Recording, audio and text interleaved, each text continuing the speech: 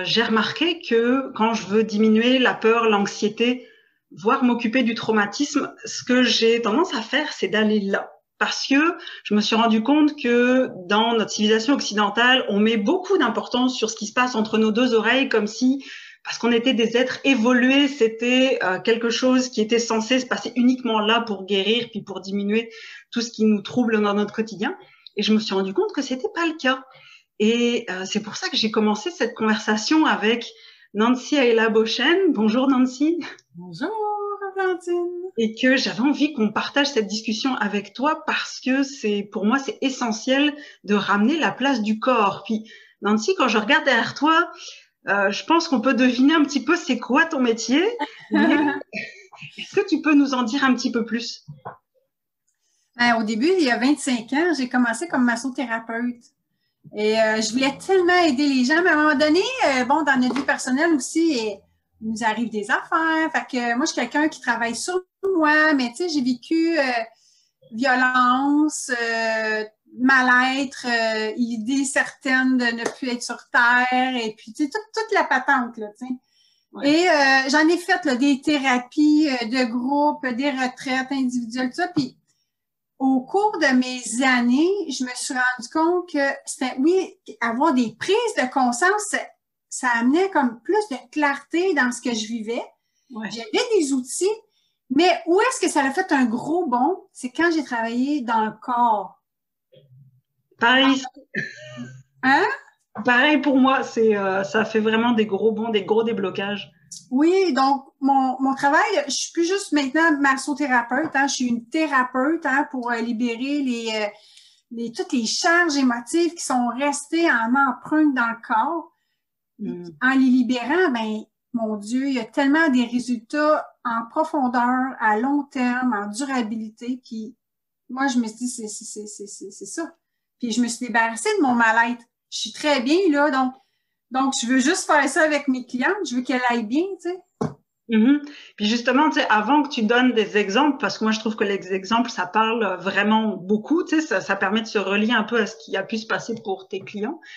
Est-ce que tu peux nous expliquer un peu comment est-ce que ça fonctionne, le corps? Tu sais, parce que souvent, justement, tu sais, notre culture nous a éduqués à juste considérer ce qui se passe là. Puis en tout cas, moi, si je prends mon expérience personnelle, pendant très longtemps, j'ai cru que le plus important était là, puis que le corps, finalement, c'était un truc qu'il fallait que je me traîne, mais tu sais, fallait que ça marche. Tu sais, en gros, tant que ça allait bien, tout allait bien, puis c'est juste quand il commençait à aller mal que je commençais à me poser des questions sur comment ça marche, mais alors qu'en fait, c'est plutôt l'inverse, parce que quand on parlait un peu avant, tu me parlais d'une histoire de 80-20. Est-ce que tu peux développer? Oui, quand j'ai appris ça, j'étais comme « Oh my God! » ça corrèle tellement avec ce que je fais. C'est qu'en neurobiologie, on remarqué que 80% des informations provenaient du corps. Et c'est une boucle. Donc, 80% des informations sont dans le corps, puis là, ça arrive au cerveau. Mais le cerveau, c'est simplement 20%.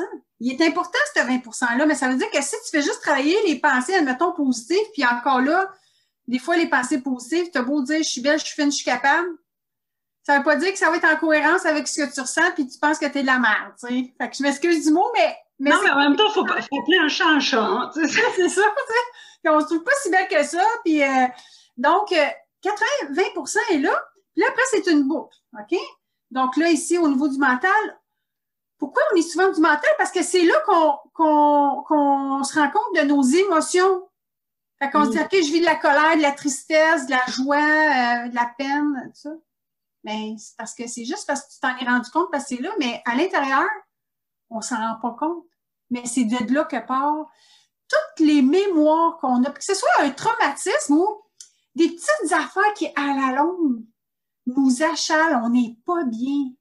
Ouais, puis c'est, tu sais, puis c'est surtout, c'est vrai que le traumatisme, c'est comme le truc vraiment très visible parce que ça désorganise toute ta vie, etc. Mais en même temps, les micro-stress ou les micro-agressions qu'on peut vivre régulièrement parce que la société est pas douce, on va pas se le cacher quand même.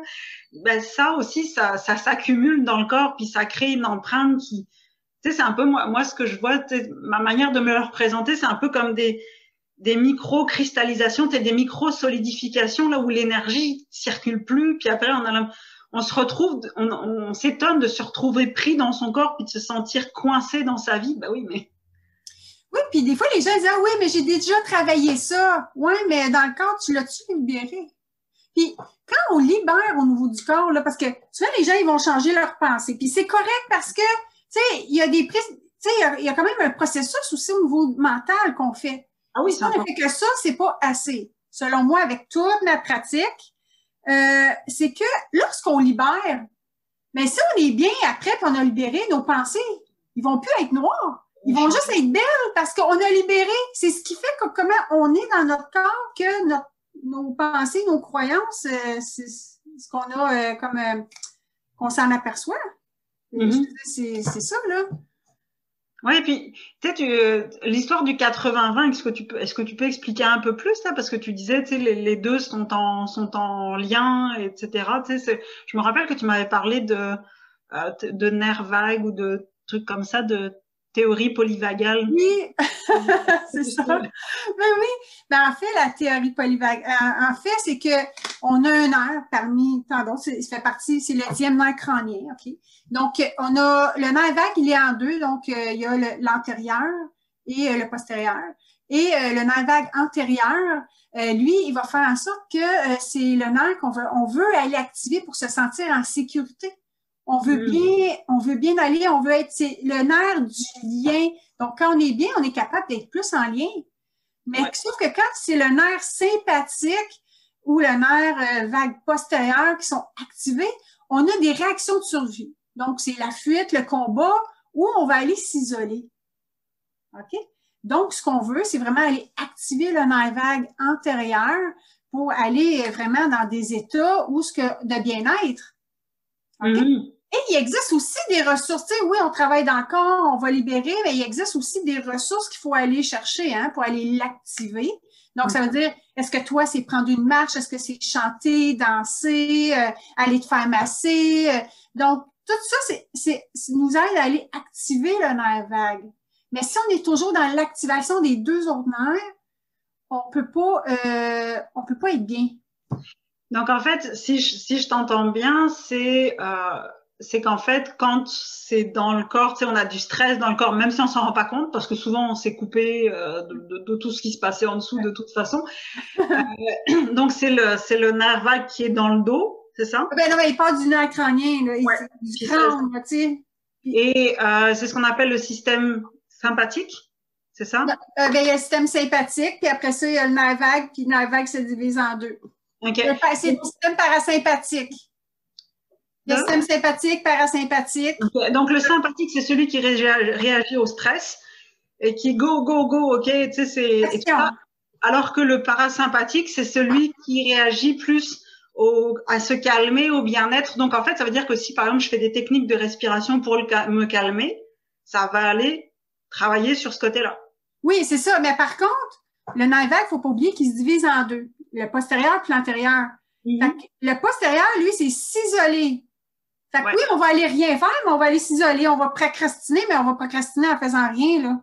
Ouais, alors que l'autre permet d'aller s'ouvrir au monde, de pouvoir rentrer plus facilement en communication avec les gens, etc. Oui, ça fait pas si longtemps que ça qu'on a découvert ce nerf-là, là. Mais il existe, oui. Et donc, en fait, ça veut dire que ce nerf-là, là, celui qui permet de s'ouvrir au monde, etc., il y a finalement, en fait, il y a plein de techniques par le corps qui permettent d'aller le réactiver. En fait, en tout cas, l'activer plus que l'autre qui nous met sur les nerfs, quoi. C'est ça? Effectivement, il y a des techniques qui nous permettent ça. Et je vous dirais que si un début dans votre vie, c'est d'aller l'activer le plus possible par justement des... différentes techniques. Puis c'est pour ça que moi, en lien avec cette vidéo, je fais une page avec des ressources pour diminuer la peur et l'anxiété, mais avec des ressources qui passent par le corps. Oui, puis il y a une chose qui est importante aussi, c'est la notion des fascias ou les fascias... oh, mon Dieu! Oui, les fascias, c'est là où il y a voyons, je vais dire le mot, où il y a l'empreinte de ce qu'on vit. Mhm. OK?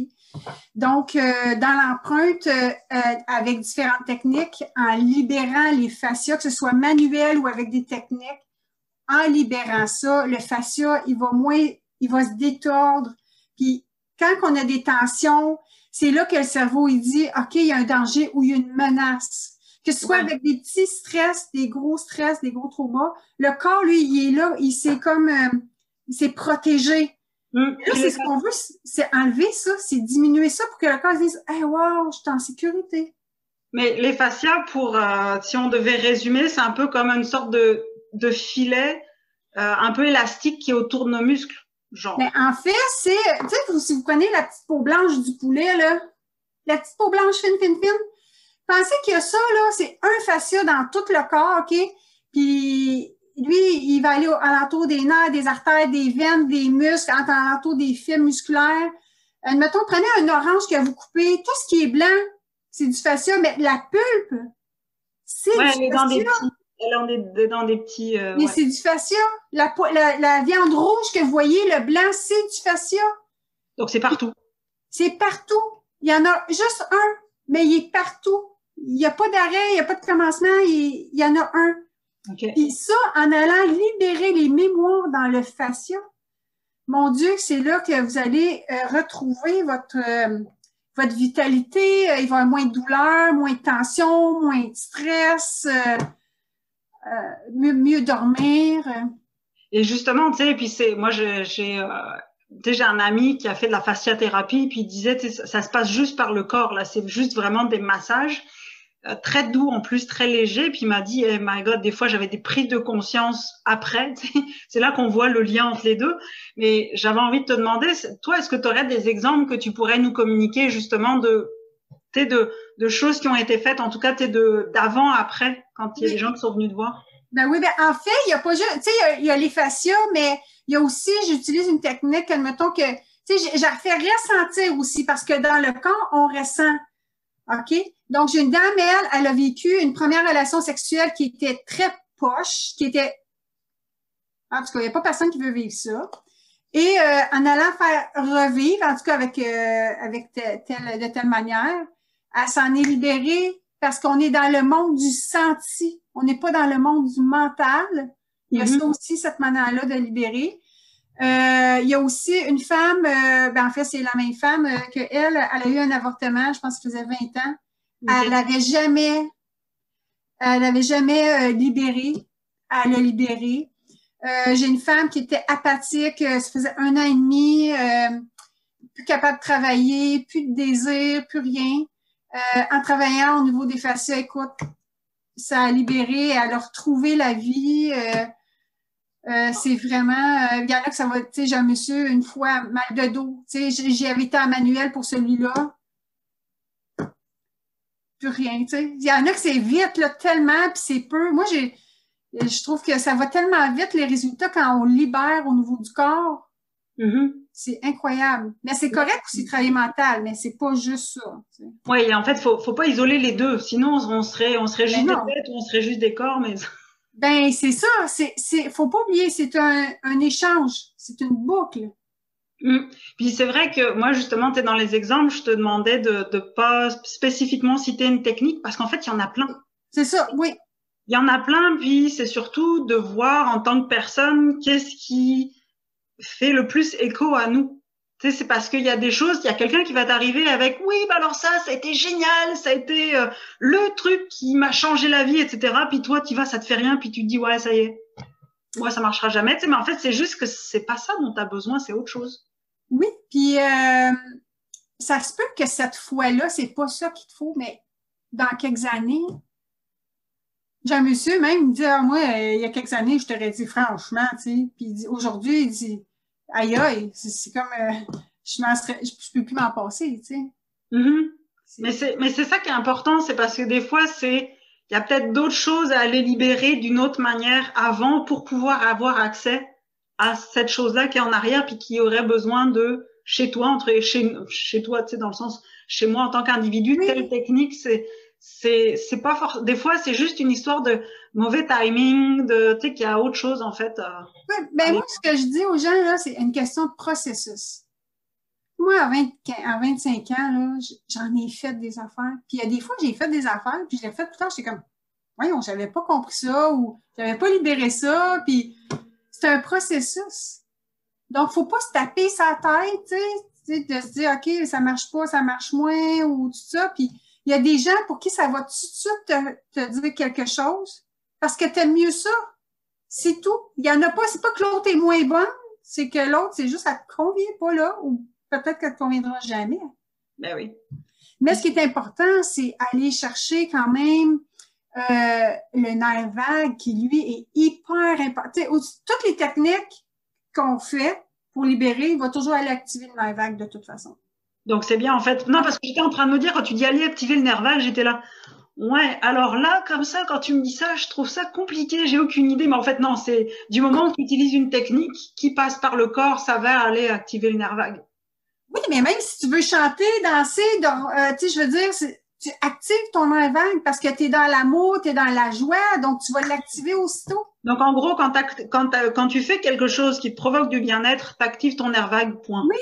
Quand tu es bien, là, tu actives ton nerf vague antérieur, c'est pas le postérieur. Ouais, celui qui permet de relâcher les tensions, d'ouvrir le corps, alors que l'autre, il a tendance à faire comme D'être bien et que tu te sens en sécurité.